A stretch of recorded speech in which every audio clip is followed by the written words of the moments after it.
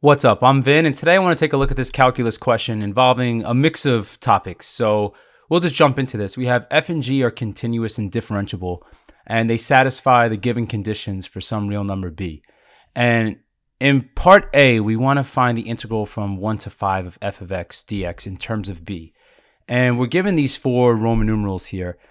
And this question was definitely a bit tricky. I gave this to my actual classes, and this definitely threw them off a bit.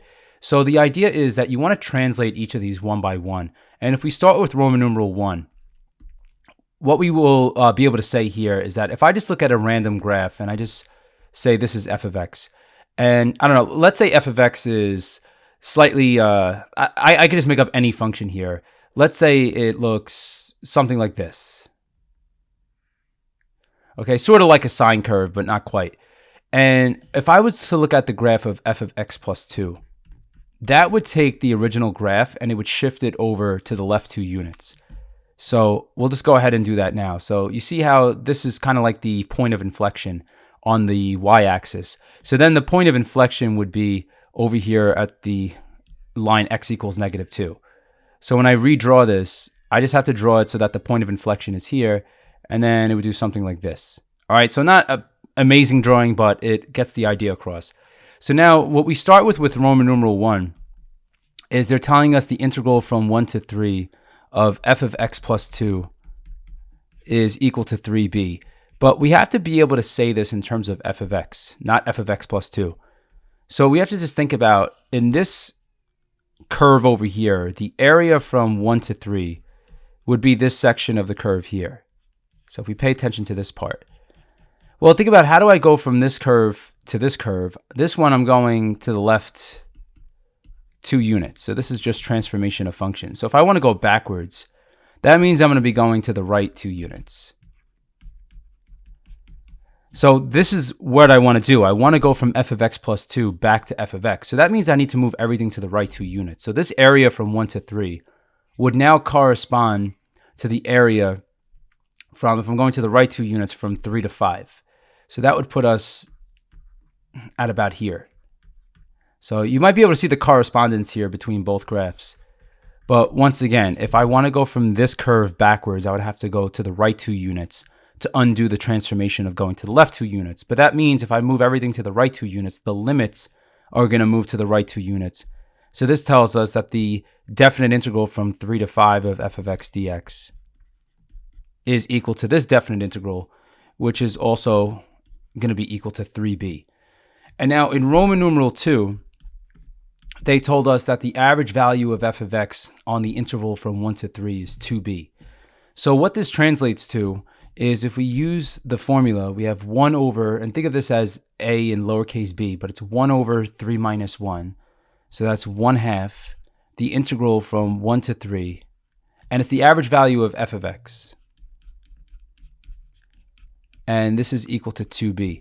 But what this tells us, if we want to solve for just the definite integral, we can multiply both sides by 2.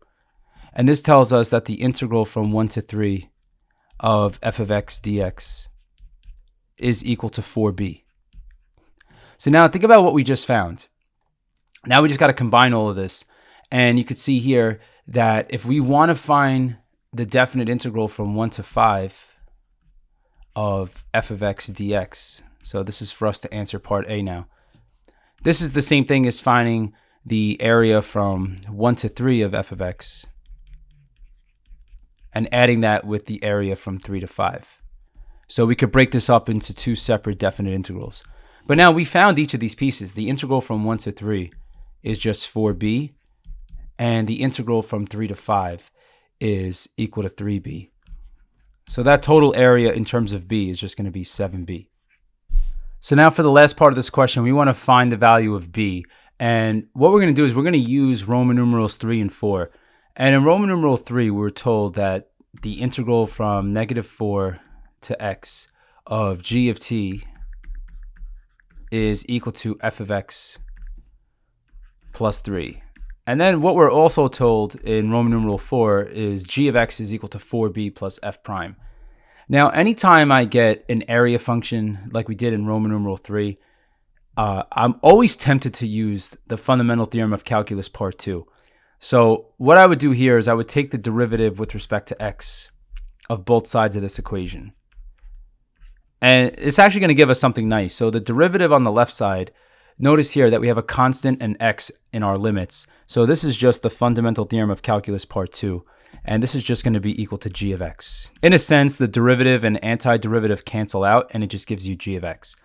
And then on the right side, the derivative of f of x plus 3x is f prime of x plus 3. But now think about what they told us in Roman numeral 4. They told us also, so we have g of x is equal to 4b plus f prime. So now we could combine that information with what we have in the previous line, and we could set those two equations equal to each other.